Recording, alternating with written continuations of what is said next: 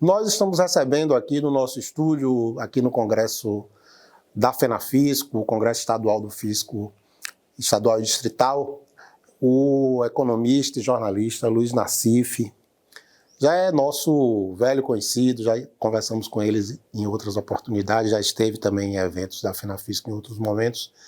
Nassif, como é que você está vendo essa nova possibilidade que o Brasil ganhou com a derrota aí das forças conservadoras representadas por Bolsonaro e a eleição de Lula, trazendo aí essa esperança nova para a gente? Foi uma nova chance dada ao Brasil, né? Porque se Bolsonaro ganhasse, a democracia acabava. E eu nem sei o Brasil como nação como é que ficaria aí, porque seria o reinado das milícias, né? Que forças armadas iam se empoderar, tudo. O Lula vai pegar uma situação muito complicada. O fato de ser muito complicada criou um quadro de coesão que nunca teve antes. Então isso é bom. Então você tem... No fundo foi uma disputa, aí, sem querer desmerecer o outro lado, foi uma disputa da civilização contra a barbárie. E o risco do Bolsonaro voltar a ganhar fez com que houvesse essa baita coesão em torno do Lula, que vai ajudar na governabilidade. Agora tem que ver até que ponto que ajuda na governabilidade, até que ponto que cria restrições também. Mas como Lula, a gente tem alguns pontos que hoje viraram prioridade nacional, que não tem como, que é o combate à pobreza, o combate à fome, a questão da volta dos investimentos públicos, a questão a busca do crescimento e da geração de emprego, que são bandeiras hoje que até aqueles setores mais mercadistas aceitam, né? E a gente vai ter um grande fator de coesão, que é o fantasma da ultradireita, né? Se não der certo, vem a ultradireita. Então tem que dar certo. E o Lula é suficientemente habilidoso para jogar com essas possibilidades, né? Como é que você vê essa possibilidade de montagem da base no Congresso, né? O Congresso pode atrapalhar muito o governo. A gente viu isso no segundo governo de Dilma, o que aconteceu. Como é que você vê essa situação de montar a base, uma vez que os parlamentares ligados ao pensamento de direita e extrema-direita, cresceu o número deles no Congresso? Mas eles são minoria ainda, né? A Dilma ela não tinha experiência em Congresso, e ela tinha uma posição, tinha muitas virtudes, assim, mas tinha uma posição muito autoritária. Ela, o mercadante, isso criou mais fricção do que a própria política econômica dela, assim. O Jacques Wagner, quando é convocado para tentar colar os cacos aí do governo, ele dizia isso. Ele falava que tem de parlamentar magoado com a Dilma e com a Luísio. Ou seja, embora você tenha aquele conjunto de interesses que caracteriza a Câmara, as relações pessoais são relevantes. E o Lula é o mestre das relações pessoais, né? Então, eu acho que eu não sei as concessões, porque o Congresso ganhou um poder muito grande com essa loucura aí do orçamento secreto. Então, para abrir mão disso, eu não sei de que maneira que vai ser conduzido aí, vão ser conduzidas as negociações, né? Agora, o Lula tem condição, ele tem habilidade, aí tem essa coesão da opinião pública mais moderna em torno dele, pelo risco da ultradireita voltar, né? Então, ele tem condições de superar. E tem uma parte de reconstrução que é consenso, né? Você reconstruir o Ministério da Educação, reconstruir o Bolsa Família, reconstruir as políticas sociais, né? Isso é o sistema de ciência e tecnologia, né? Mas o importante vai ser impedir essa pauta bomba e ele conseguir aquele waiver que se fala aí, aqueles 150 bilhões para repor o orçamento e voltar a mandar recursos para as universidades, para as políticas sociais e tudo, né? No domingo, aqui no Congresso, o representante da Fiesp no debate, o Igor Rocha, economista-chefe da Fiesp, disse que duas reivindicações do setor empresarial é a recriação do Ministério da Indústria e Comércio, que eles consideram como importante para fazer a mediação com o setor empresarial, e realizar a reforma tributária. Isso.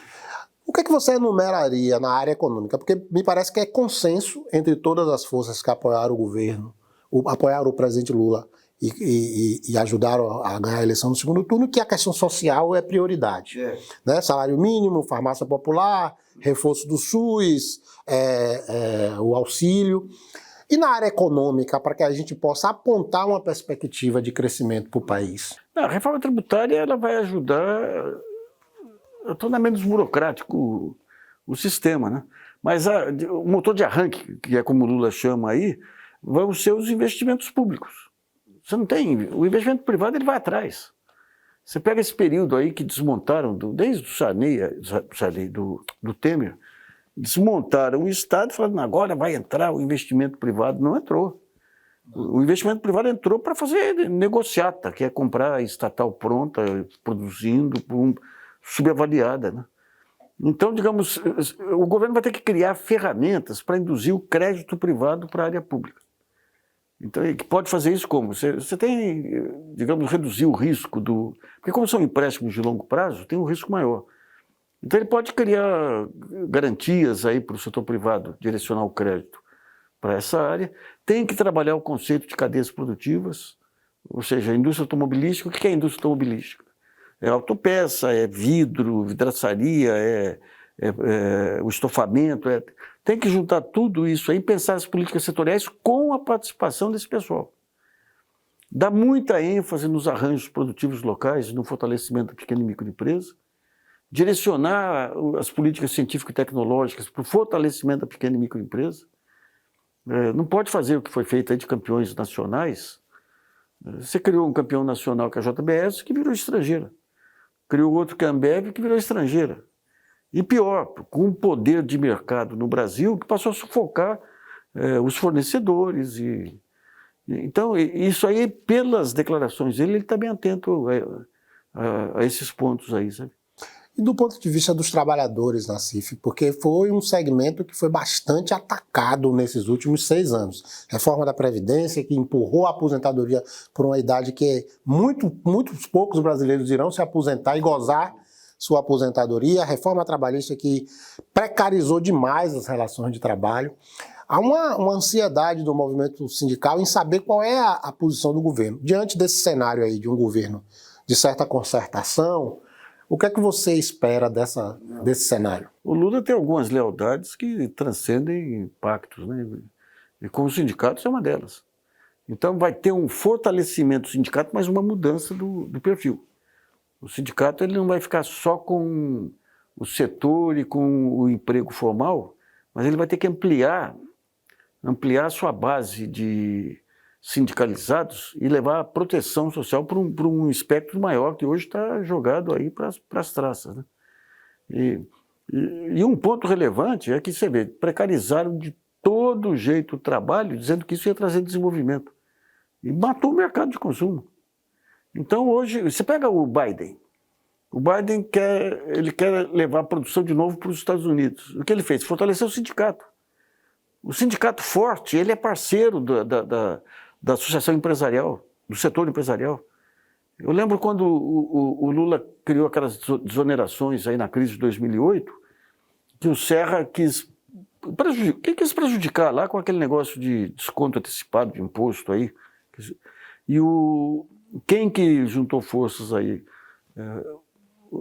Central Sindical e a BIMAC. Foram os dois para frente do Palácio. Então o empresário tem que se dar conta que o sindicato forte, ele é uma garantia de fortalecimento do setor.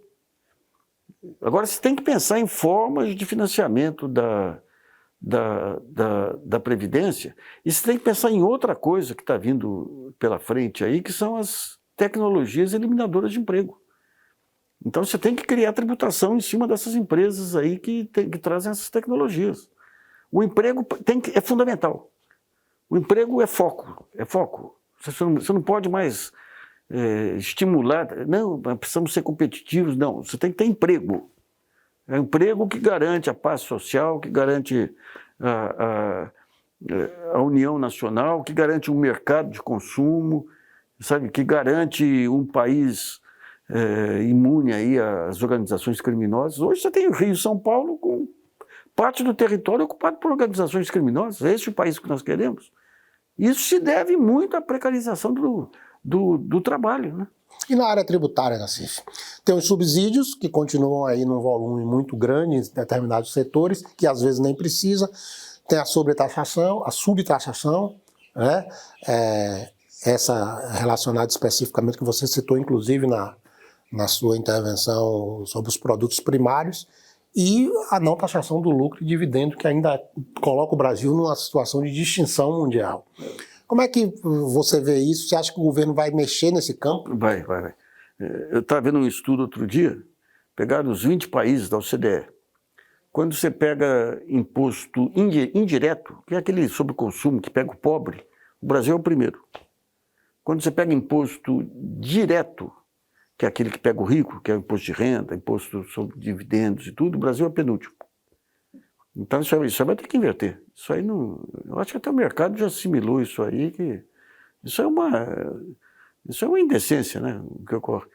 Então, a política tributária, as mudanças não podem vir só no campo da simplificação, não. Tem que vir no campo aí da progressividade. Ou seja, quem ganha mais tem que pagar progressivamente mais. Não é a mesma alíquota para o pobre e para o rico. O rico tem que ter alíquota maior, né? E nesse campo não tem jeito, ele vai ter que entrar nisso mesmo aí, até se quiser recurso para poder bancar as políticas planejadas, né? Por fim. Deixa eu só pegar o ponto que você não falou aí, sobre produto primário e tudo, tem que taxar esse pessoal. Não tem cabimento, você pega a soja aí, os caras usam as estradas federais, estaduais, não pagam nada, não agregam emprego, não agregam nada. Que história que é essa? Você tem que taxar e induzir esse pessoal a produzir produto acabado aqui, sabe? Pô, fala pro Brasil, agronegócio. O agronegócio é uma merda de agronegócio aí que só exporta produto primário. Porque que história que é essa? Isso aí não é setor desenvolvido. Setor desenvolvido é o que produz produto acabado aí, que agrega valor, agrega emprego, agrega tributos, né? Então esse é um ponto central aí também. Por fim, você tocou num assunto que, para nós que somos da área de comunicação, é um assunto caro, que é o poder das Big Techs, né? A Federação Nacional de Jornalistas e a FIJ, a Federação Internacional, tem até uma proposta de criar uma CID sobre as empresas, essas grandes plataformas, essas 5 maiores, né? Facebook, Amazon, Google, para poder financiar o jornalismo, a produção jornalística. Como é que você está vendo essa situação? E você acha que é possível prosperar nisso aqui? Porque em alguns países da Europa esse debate já vem acontecendo. Mas isso aí devagar, mas já vem acontecendo. Mas isso aí não muda a essência das plataformas. Você pega na Austrália, como o Murdoch tinha muito poder lá, tem 100 e tantos jornais, fizeram uma negociação, eles pagam o Murdoch. Eles podem até que eles começaram a pagar por conteúdo, jornalista, mas a questão não é essa. A questão é que o poder que eles têm hoje em dia de manipulação da informação ficou excessivo para garantir as democracias. Ficou excessivo. O modelo de negócio deles é vender os dados das pessoas, e quem compra os dados das pessoas utilizam para fazer esse carnaval que estão fazendo aí, tentando desestabilizar a democracia, né? Então eles vão ter que ser contidos, vão ter que ser divididos e repartidos. Não dá para ter esse tamanho é uma ameaça. Pega esse Elon Musk aí, o que está fazendo aí. Como é que pode um cara só aí ser tal ameaça aí para uma rede que envolve milhões de pessoas aí? 4,5 milhões de empregos ele promete acabar. Não. Isso aí não. A gente tem aí uma associação de jornalismo digital que eles ajudam um pouco daqui e dali. Migalhas, não é. O que você tem é pensar um outro modelo e tirar esse superpoder deles. É uma ameaça à democracia. Obrigado, Nassif. Foi um prazer conversar com você mais uma vez. Isso aí, Bijão. Obrigado aí pela presença no evento. A gente agradece a presença do Nassif aqui no Conafisco. Vamos continuar. O congresso continua até quinta de manhã. Isso aí, obrigado a vocês.